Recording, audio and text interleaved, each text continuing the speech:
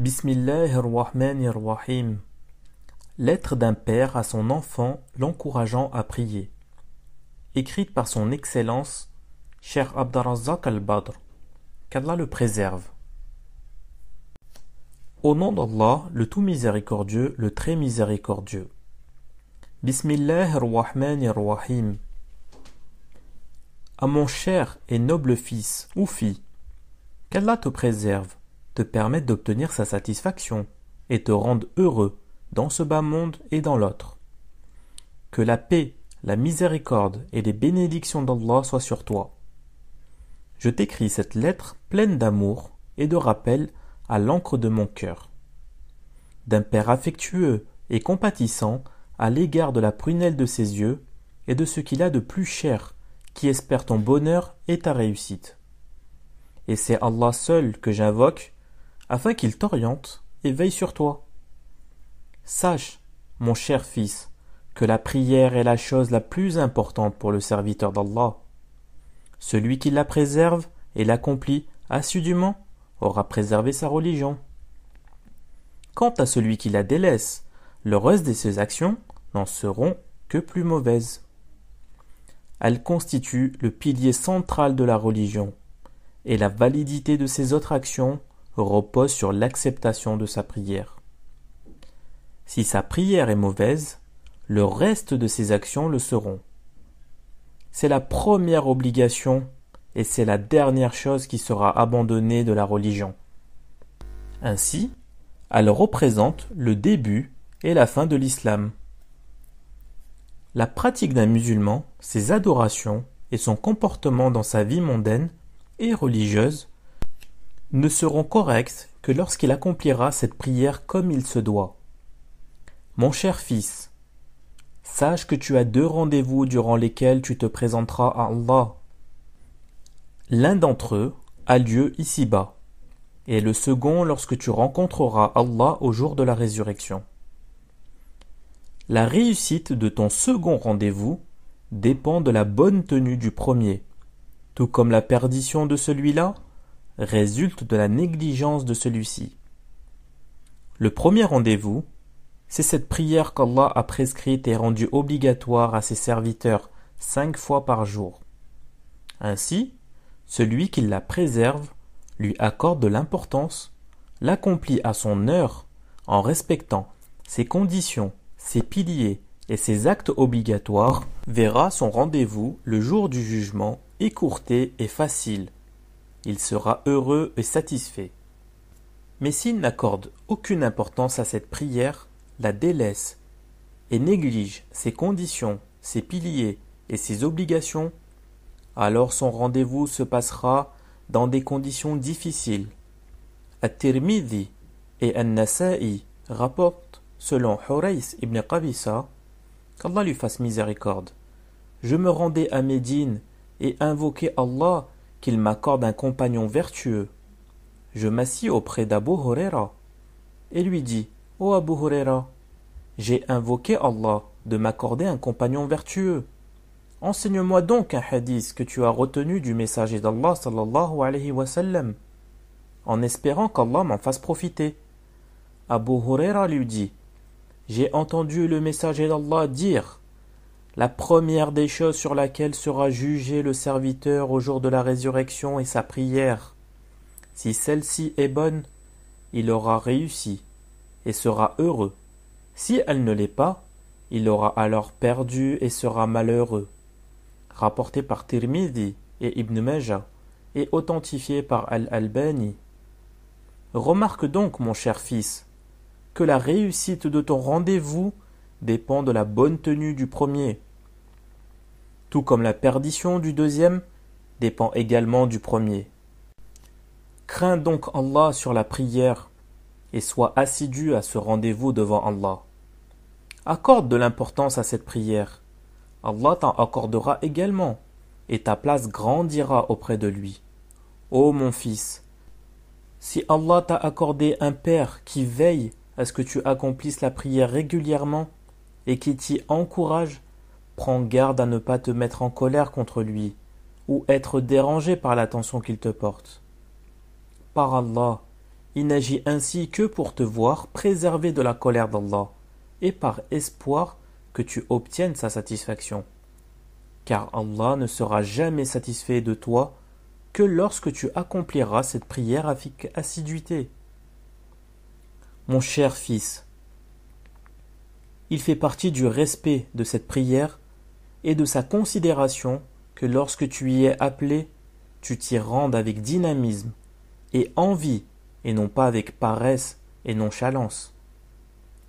Abu al-Qasim al-Asbahani a rapporté dans son livre At-Tarhib wa Tarhib, selon Abdullah ibn Abbas, il est détestable que l'homme se lève pour la prière avec paresse, qu'il s'y rende plutôt avec un visage apaisé, avec envie et enthousiasme, car il s'adresse à Allah, car lorsqu'il prie, Allah est devant lui, lui pardonnant ses péchés et répondant à ses invocations.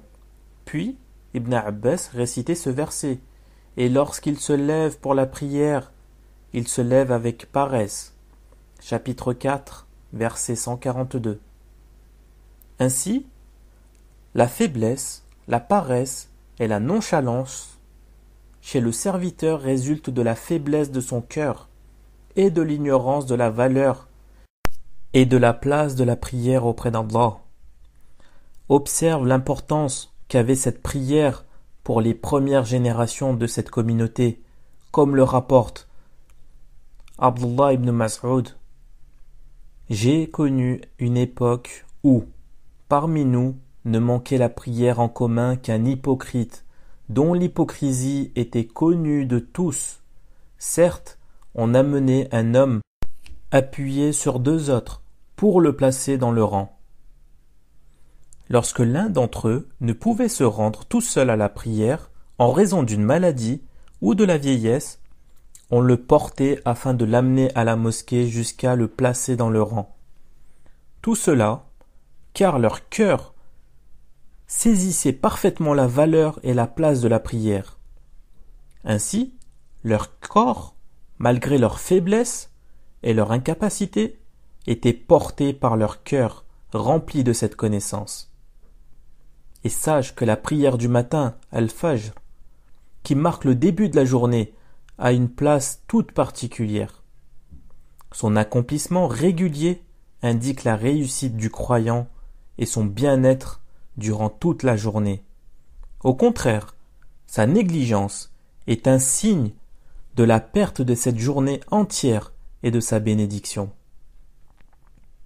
Médite ce hadith rapporté par Al-Bukhari et Muslim. Selon Abu Huraira, le messager d'Allah sallallahu alayhi wa sallam a dit: lorsque l'un de vous s'endort, le diable noue 3 nœuds sur sa nuque. À chaque nœud, il dit: que ta nuit soit longue, dors longuement. Lorsqu'il se réveille, s'il évoque Allah, un nœud se défait. S'il fait les ablutions, un autre nœud se défait. S'il prie, le dernier nœud se défait. Alors il se réveille dynamique et de bonne humeur. Sinon, il se réveille paresseux et de mauvaise humeur. Voici l'état de celui qui délaisse la prière du Fajr. De mauvaise humeur, et il passe sa journée entière paresseusement. Alors que s'il accomplit la prière du matin à son heure, avec les musulmans à la mosquée, elle sera pour lui une source de bénédiction et de bien-être toute la journée. Médite également le hadith rapporté par Al-Bukhari et Muslim, selon Abdullah ibn Mas'ud. On mentionna au messager d'Allah sallallahu alayhi wa sallam un homme qui dormit une nuit jusqu'au matin. Le prophète déclara: c'est un homme dans l'oreille ou dans les oreilles, duquel le diable a uriné. Les savants expliquaient que cette urine est réelle. Comment quelqu'un pourrait-il accepter ceci? Se lever l'oreille remplie de l'urine de diable? Voici l'état de celui qui délaisse la prière du matin à son heure. Médite enfin ce hadith rapporté par le Bukhari, selon Masura ibn Jundub. Lorsque le prophète sallallahu alayhi wa sallam relata un de ses rêves, puis nous arrivâmes auprès d'un homme couché sur le sol, et un autre, un rocher entre les mains, se tenait au-dessus de lui. Il jetait le rocher sur sa tête, et celui-ci se trouvait broyé. Le rocher roulait, et pendant ce temps, sa tête se décomposait. Puis l'homme debout recommençait et écrasait à nouveau la tête de celui qui était allongé. À la fin du hadith, le prophète sallallahu alayhi wa sallam dit: le premier homme que tu as vu et dont la tête était écrasée est un homme qui a appris le Coran sans le mettre en pratique et qui dort au moment de la prière obligatoire. Son châtiment fut appliqué à sa tête, car il ne se réveillait pas pour la prière, et elle restait couchée au lieu de se lever. Mon cher fils, prends exemple sur les pieux prédécesseurs. Waqi' ibn al-Jarrah, savant né en 129 de l'Hégire, parmi ses élèves Ahmed ibn Hanbal et Abdullah ibn al-Mubarak, a dit: Al-Hammaj, qui est un savant du hadith, il a rencontré Anas ibn Malik parmi ses élèves, Sufyan al-Thawri et Fudayl ibn Iyad, avoisinait les 70 ans, et malgré cela, il ne manqua jamais l'entrée en prière à la mosquée. Et plus de 70 fois, je priais avec lui, et je ne l'ai jamais vu rattraper une unité de prière, raka'a. Hassan a dit: le cousin de Bishr ibn Mansour, qui est un savant et ascète mort en 180 de l'Hégire, m'a dit: je n'ai jamais vu mon oncle manquer l'entrée en prière à la mosquée. Saïd ibn al-Musayyab, qui est un savant, élève des compagnons, et notamment d'Abu Huraira, a dit: je n'ai jamais manqué l'entrée en prière à la mosquée pendant 50 ans, et je n'ai jamais vu la nuque d'un homme pendant la prière, car il priait toujours au premier rang. Mohammed ibn Sammah a dit: pendant 40 ans, je n'ai jamais manqué l'entrée en prière à la mosquée, et je n'ai manqué la prière en groupe qu'à une seule reprise, le jour où ma mère est décédée. Abu Daoud a dit: Ibrahim al-Shir, mort en 131 de l'Hégire, était un homme pieux. Il fut assassiné par Abu Muslim. Lorsqu'il levait son marteau et qu'il entendait l'appel à la prière, il le posait avant d'avoir frappé avec et se rendait à la prière. Ibrahim at-Taymi, savant mort en 92 de l'Hégire, élève des compagnons, disait: si tu vois un homme qui néglige l'entrée en prière, ne lui accorde pas la moindre importance. Mon cher fils, la prière est la lumière des croyants qui illumine leur cœur. C'est le lien entre le serviteur et son Seigneur.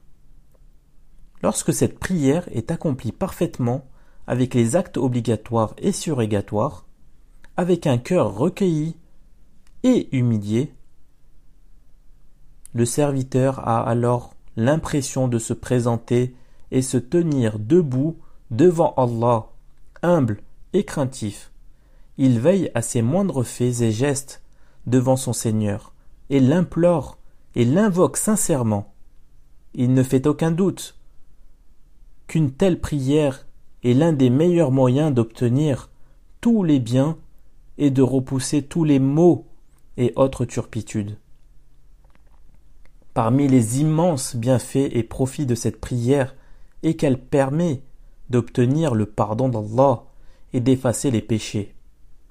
Al-Bukhari et Muslim rapportent, selon Abu Huraira, que le messager d'Allah sallallahu alayhi wa sallam a dit: voyez-vous si l'un d'entre vous avait une rivière devant sa porte,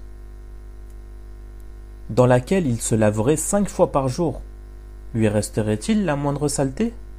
Ils répondirent: il ne lui resterait pas la moindre impureté. Il dit: telle est l'image des 5 prières quotidiennes par lesquelles Allah efface les péchés. Je demande à Allah, le généreux, qu'il te permette d'honorer cette prière et d'y être assidu, qu'il te permette de l'accomplir de la meilleure des manières, qu'il ouvre ton cœur, qu'il te facilite toutes tes affaires et qu'il t'élève dans ce bas monde et dans l'autre. Que la prière et le salut d'Allah soient sur notre prophète Mohammed, sallallahu alayhi wa sallam, sa famille et ses compagnons. Que la paix, la miséricorde et les bénédictions d'Allah soient sur toi, ton Père qui t'aime.